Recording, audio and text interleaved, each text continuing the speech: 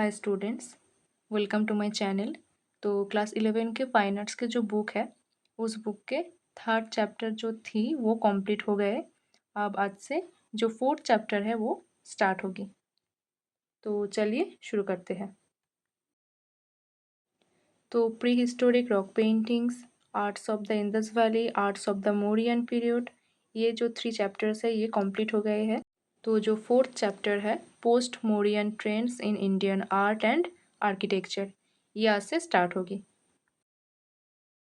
तो previous chapter में हम ये पढ़े थे कि जो मौर्यन पीरियड है उस टाइम पे बुद्धिज़्म का जो पॉपुलैरिटी है वो अशोका के टाइम पे इंक्रीज हुए थे। तो from the second century BC onwards, various rulers established their control over the vast Mauryan empire like Sungas, Kanvas, Kushanas and Guptas. तो ये थे नॉर्थ एंड सेंट्रल इंडिया पे, and southern and western India पे कौन थे? सातवाहनस, अभिराज, बकटकस। और इस time पे जो फाइनेस्ट स्कल्पचर्स का एग्जाम्पल है वो कहाँ पर है? विदिशा, बरहुत मध्य प्रदेश की, बोध गया बिहार के, जाग्गपेटा आंध्र प्रदेश की, मथुरा उत्तर प्रदेश की, खंडगिरी एंड उदयगिरी उड़ीसा के, एंड नागपुर महाराष्ट्र के। तो अब आते हैं भरहुत पर। Bharhut sculptures are tall like the images of yaksha and yakshini in the Mauryan period.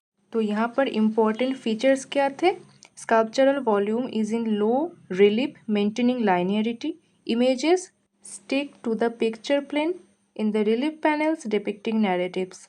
और ये जो स्कल्पचर्स है ये 3D स्कल्पचर्स है, मतलब 3 डायमेंशनल।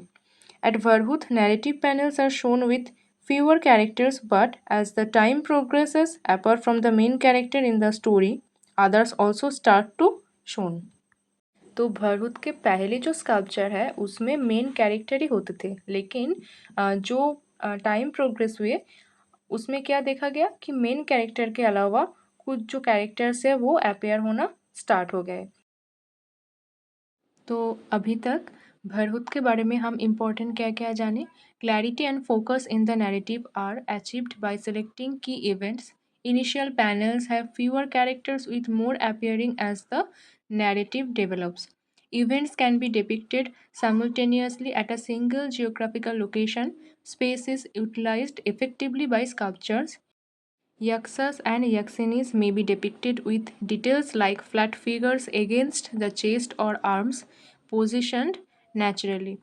तो यहाँ पर जो है लो रिलीफ, इसका मतलब है कि जो बेस का रिलीफ था उसको स्लाइटली रेज किया गया था और वो दूर से 3D का एक इल्यूशन क्रिएट करते थे। और पहले क्या होते थे, जो अर्ली पैनल्स थे उसमें जो फिगर्स का नंबर है वो थोड़ा सा कम था और जो मेन कैरेक्टर है उसे ही दिखाए जाते थे, लेकिन जब टाइम प्रोग्रेस हुआ उसमें मोर कैरेक्टर्स जो है वो डिपिक्ट करना स्टार्ट हो गया है। और एक इम्पॉर्टेंट है कि जो स्कल्पचर्स थे वो इफ़ेक्टिवली जो स्पेस है उसको यूटिलाइज करते थे, मतलब जो फिगर्स है, कुछ अगर कुछ डिज़ाइंस है, पैटर्न्स है, उससे जो फ्री स्पेस था उसको फिल किया जाता था। Due to shallow curving of the picture surface, projection of hands and feet was not possible. Hence, the folded hands and awkward position of the feet. There is a general stiffness in the body and arms. तो जो hand and leg है इसको सही तरह से show करना possible नहीं होते शैलो डेप्थ के लिए और शैलो कर्विंग के लिए। तो ये जो बॉडी एंड आर्म्स होते हैं इसमें स्टिफनेस लक्ष्य किया गया। और क्या है कि जो sculptures at Varhut, Bodh Gaya, Sanchi Stupa and Jaggapetha are good examples of it. Narrative reliefs at Varhut show how artisans used the pictorial language very effectively to communicate stories. और इसकी एक फाइनेस्ट एग्जाम्पल थी queen मायादेवीज dream. Mayadevi जो थे वो गौतम बुद्ध के, मतलब सिद्धार्थ के माँ थे। A descending elephant is shown. The queen is shown reclining on the bed, whereas an elephant is shown on the top heading towards the womb of Queen Mayadevi. तो ये जो थी ये स्टोरी डिपिक्ट कर रहे थे, और मायादेवी के जो ड्रीम है इसके अलावा भी जो जातका स्टोरी थे इसको भी सिंपली नैरेटिव फॉर्म में दिखाए जाते थे। तो ये है इमेज जहाँ पर जातक जो स्टोरी है इसको डिपिक्ट किया गया है, भरूच से पाए गए हैं ये। और अनदर है क्वीन मायाज ड्रीम भरहुत। तो जातका जो स्टोरीज थे वो स्तूपा को डेकोरेट करने के लिए एक इम्पॉर्टेंट पार्ट बन गए थे। Interestingly with the rise in the construction of stupas in various parts of the country, regional stylistic variations also begin to emerge. अब आते हैं सांची पर। तो भरहुत जो था वो कंप्लीट हो गए, अब आते हैं सांची पर। The next phase of sculptural development at Sanchi stupa 1, Mathura and Vengi in Andhra Pradesh. अब स्तूपा 1 के कुछ इंपॉर्टेंट जो फीचर्स है वो यहाँ पर डिस्क्राइब किया गया है, जैसे upper as well as lower. तो अपर लोअर दो तरह के ही प्रदक्षिणा पथ जो थे और सर्कम एम्बुलेटरी पथ जो थे वो यहाँ पर है। It has 4 beautifully decorated toranas depicting various events from the life of the Buddha and Jatakas. तो ये है सांची के जो स्तूपा 1 है उसका डायग्राम, और ये जो डायग्राम है ये हम पिछले क्लास में भी देखे थे। तो और एक बार देख लो कि जो स्तूपास होते थे वो मेनली कुछ जो पार्ट्स थे, वो फर्स्ट जो पार्ट है वहाँ पर छतरी, और उसके नीचे होता है हार्मिका, जो ओवल टाइप का शेप है वो है अंडर। एंड जो प्रदक्षिणा पथ है यहाँ पर, वो प्रदक्षिण करने के लिए, एक प्रदक्षिण जो होते हैं हिंदुइज्म में भी इसका प्रचलन है, वो प्रदक्षिण करने के लिए प्रदक्षिणा पथ। एंड वेदिका है जो बेस है, और जो एंट्रेंस पर था इसको बोलते हैं तोराना। सांची में जो थे कार्विंग टेक्निक्स वो भरहुत से भी ज़्यादा एडवांस्ड बन गए। Symbols continue to be used representing the Buddha and the Manushi Buddha और the past बुद्धस।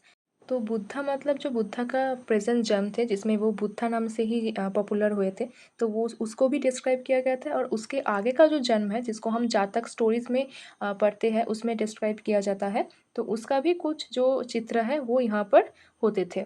At Sanchi Stupa 1, narrative get more elaborated. However, the depiction of the dream episode remains very simple, showing the reclining image of the queen and the elephant at the top. अब first century C में क्या हुआ कि जो गांधार है वो अब पाकिस्तान में है, एंड मथुरा जो नॉर्दर्न इंडिया में है, एंड वेंगी, ये जो 3 जगह है यहाँ पर इम्पोर्टेंट सेंटर्स बने गए आर्ट प्रोडक्शन के लिए। Buddha in the symbolic form got a human form in Mathura and Gandhara.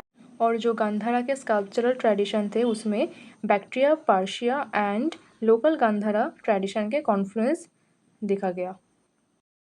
और latter 4th century CE में भी Mathura remained the main art production site, whereas Sarnath and Koshambi also emerged as important centers of art production. Many Buddha images in Sarnath have plain transparent drapery covering both shoulders, and the hollow around the head was very little ornamentation. One can visit museums at Mathura, Sarnath, Varanasi, New Delhi, Chennai, Amravati, etc. to study the features of the early sculptures. तो ये है Gandhara art के meditating Buddha जो 3rd 4th century C का है। And next है Bodhisattva, Gandhara art के ही है, वो 5th 6th सेंचुरी सी में बनाए गए थे। तो ये वीडियो यहीं पर ख़त्म होते हैं, मिलते हैं नेक्स्ट वीडियो में। वीडियो अगर आपको अच्छे लगे हो तो ज़रूर लाइक करना एंड इस चैनल को सब्सक्राइब कर देना।